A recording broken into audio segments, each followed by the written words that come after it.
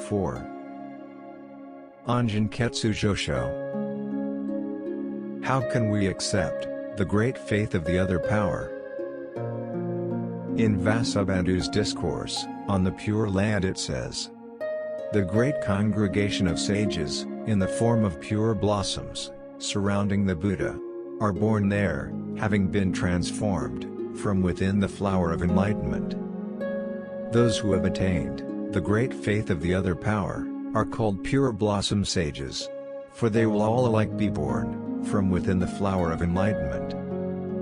The flower of enlightenment corresponds to the spiritual lotus flower that grows from Amida's great compassion, by which he entered that enlightenment, called the unity of rescued and rescuer, when all living beings in the universe had their vows and practices fulfilled by him.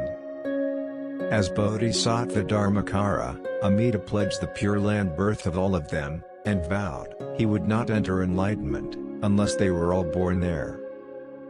The same thing is taught in the 7th meditation section of the Meditation Sutra as the way to be free of pain and suffering. It is also shown in the lowest birth of the lowest grade section as lotus flowers that welcome those who have committed the 5 gravest offenses.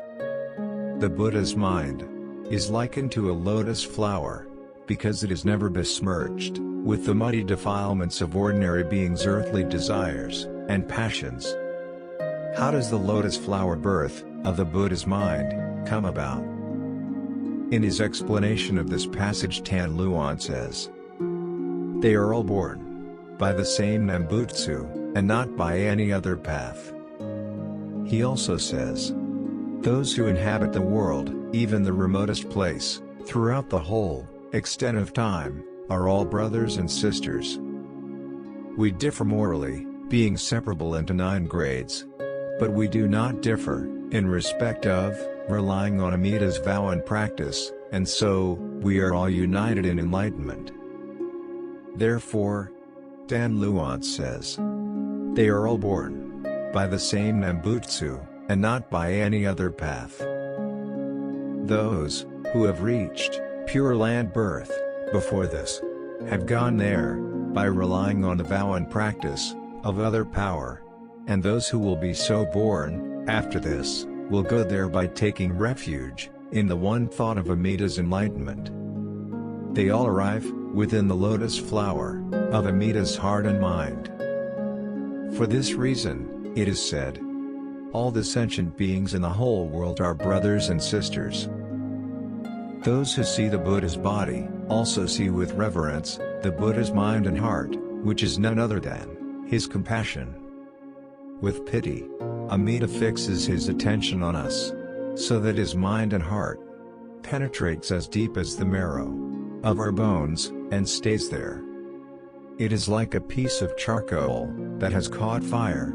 We cannot pluck the fire from the burning charcoal, however much we try. The embracing light of his mind and heart shines on us, right through to the core of our flesh and bones.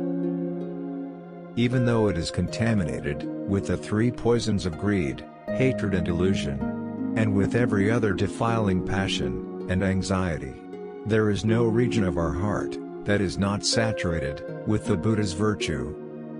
Thus the Buddha and sentient beings are constitutionally one body from the very beginning. This state of affairs is called Namu Amida Butsu. Once this faith is awakened, anyone who says the Nembutsu only once in a while has to be called a person of constant Nembutsu. Shantal says the same thing in his commentary on the Meditation Sutra, in the section on the 3 relationships with Amida. When sentient beings always say the Buddha's name and always worship him with the body, when we trust in the virtue of Amida's threefold activity, bodily, oral and volitional, our own threefold activity is united with Amida's wisdom, and the virtues Amida has amassed over many eons are exhibited in our bodily, oral and volitional activities. Furthermore, in China during the Tang dynasty, there lived a much respected man called Fu, a great teacher who excelled in Mahayana, as well as in non-Buddhist scriptures. He used to say, "Every morning, the Buddha and I rise together, and every night, I sleep with the Buddha in my arms." When he said the Buddha, he meant Tathagata, the noumenal Buddha, which is commonly discussed in the Holy Path teachings. However, from the viewpoint of the attainment of perfection by practices, exactly the same thing can also be said. Aspirants feel the same way, once they are protected by the embracing light of Amida's mind and heart. They rise each morning, hand in hand with Amida's virtues, and retire each night embracing his wisdom. How can we take advantage of the virtues of those Buddhas, mentioned in other sutras, who are not close to us?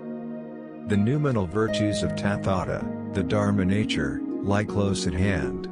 But we who have no wisdom and intelligence cannot find a way to profit by them. It is a great pity that we vainly go back to our own ground, where we have to repeat the round of mortality, bound hand and foot by the unreasoned illusion of self-power, in spite of our having long been rescued by other power.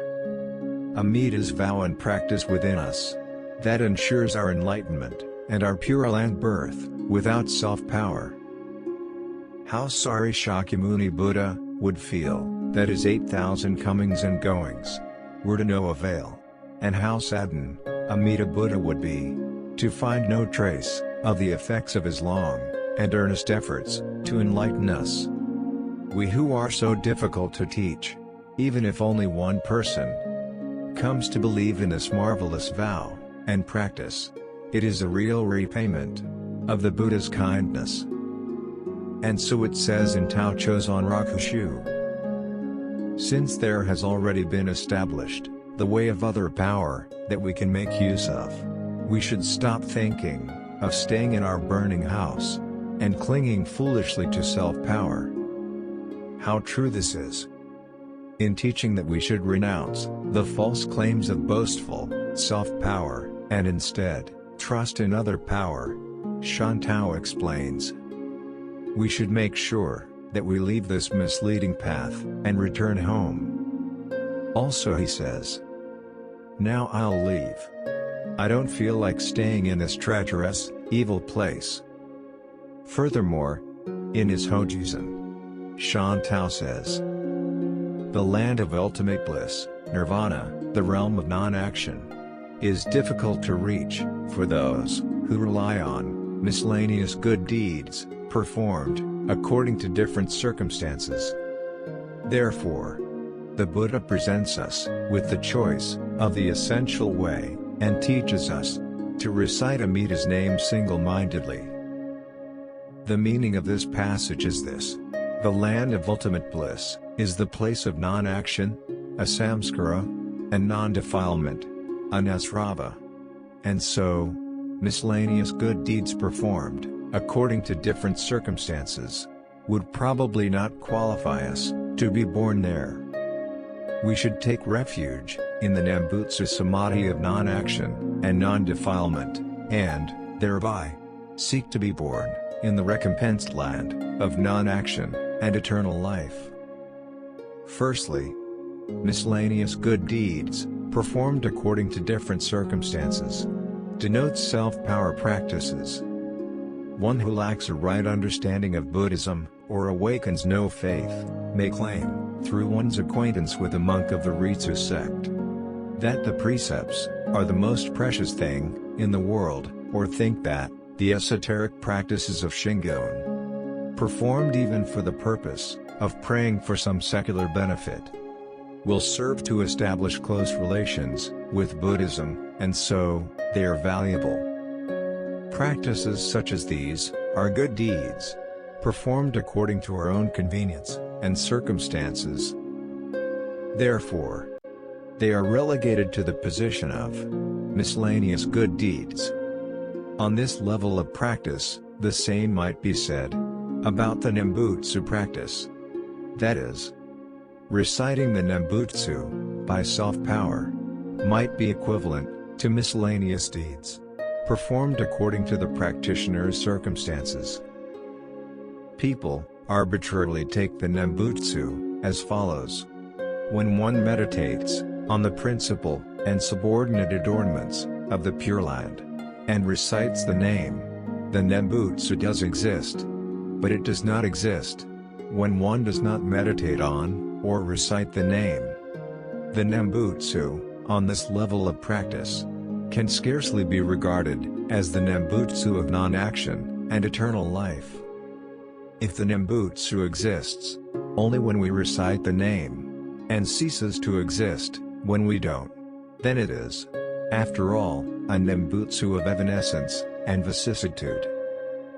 The characters for non-action literally mean nothing to be done.